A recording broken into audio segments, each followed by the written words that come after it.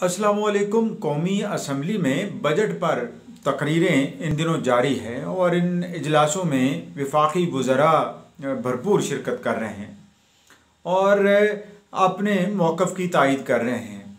वज़ीर ख़जाना शौकत तरीन साहब जिन्होंने ये बजट पेश किया 2021-22 का, उसमें उन्होंने अब भी इसका दिफा ही किया। ज़ाहिर है उनका ये काम है, फ़र्ज़ है, ज़िम्मेदारी है कि वो अपने पेश की आदाद व शुमार को सपोर्ट करते रहें और एंड तक करते रहें।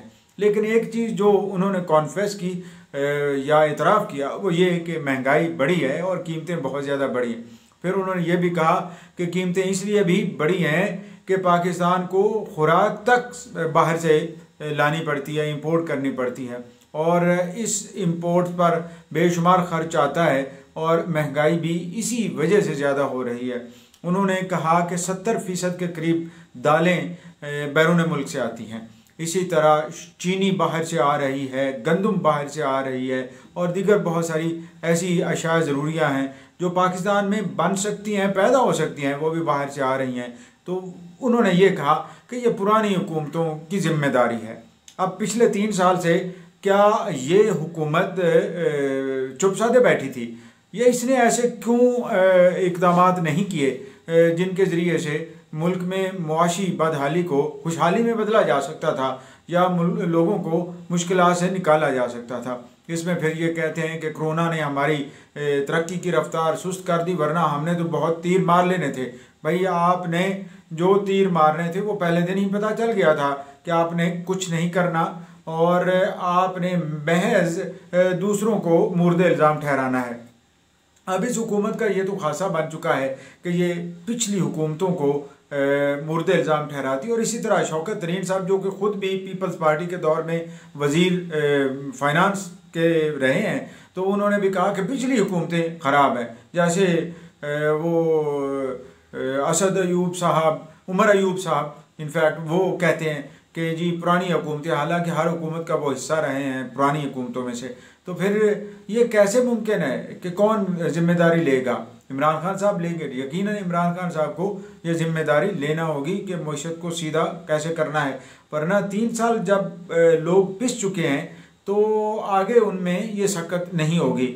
और आगे जैसे कह रहे हैं बजट से भी इन्होंने ये क्लेम किया कि हम इलेक्शन के लिए बजट तैयार कर रहे हैं, हम लोगों को गुर्बत से निकालेंगे, बेरोज़गारी से निकालेंगे, तो अभी होता हुआ तो नज़र नहीं आ रहा। ख़ास तौर पर एग्रीकल्चर सेक्टर को जो सपोर्ट मिलनी चाहिए थी वो हमें नज़र नहीं आ रही। प्रोविंसेस जहाँ पे पाकिस्तान तहरीक इंसाफ की हुकूमत है वहाँ भी ऐसा कुछ होता नज़र नहीं आ रहा। अब पीपल्स पार्टी सिंध में है, सिंध में आप देखिए कैसी तब्दीलियाँ आती हैं, क्योंकि कराची की मईशत बेहतर किए बगैर पूरे मुल्क की मईशत बेहतर नहीं हो सकती। इसमें सूबाई हुकूमत क्या किरदार अदा करती है, लोगों को कैसे रिलीफ देती है, कैसे उनके मसाइल हल करती है मईशत के हवाले से, ये देखना होगा। लेकिन मेरी सजेशन तो यही है ख़ास तौर पर पाकिस्तान तहरीक इंसाफ की गवर्नमेंट के लिए कि खुदारा अभी बाकी काम छोड़कर लोगों को रिलीफ दीजिए, लोगों को के मसाइल ख़ास तौर पर बेरोज़गारी के हवाले से जो मसाइल हैं उनका तदारुक कीजिए, क्योंकि उनका तदारुक किए बगैर मसला हल नहीं होगा, मसाइल हल नहीं होंगे, मुल्क तरक्की की जानिब गामज़न नहीं होगा। ये सूरत हाल रही तो लोग और पिसते चले जाएंगे, मायूसी फैलेगी और इंतशार मुकद्दर होगा पाकिस्तान का। अब ये और ख़ुशी की एक बात है इमरान खान की जानिब से कि उन्होंने कहा है कि अमेरिका को हम कोई इस तरह की सपोर्ट नहीं करेंगे अपनी सरजमीन से अफ़गानिस्तान में किसी तरह के हमले के लिए। तो ये एक अच्छी बात है, लेकिन अल्लाह करे कि इमरान खान इस पर अमल भी कर लें, क्योंकि जब अमल की बात आती है तो खान साहब उस वक्त कोई ना कोई यू टर्न ले लेते हैं और बात कह देते हैं कि माजी की बात और थी।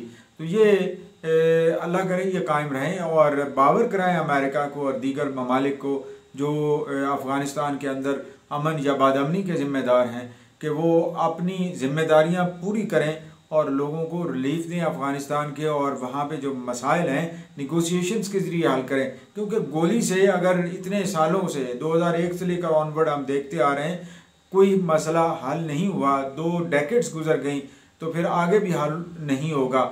आगे भी हल करने के लिए आपको निगोशिएशन टेबल पे आना पड़ेगा और लोगों को कायल करना पड़ेगा जो मुख्तलिफ राय रखते हैं और उनकी राय भी सुननी पड़ेगी। अगर आप नहीं सुनते तो यकीनन ये मसला होगा और बदअमनी रहेगी और पूरा खित्ता बदअमनी की लपेट पे रहेगा।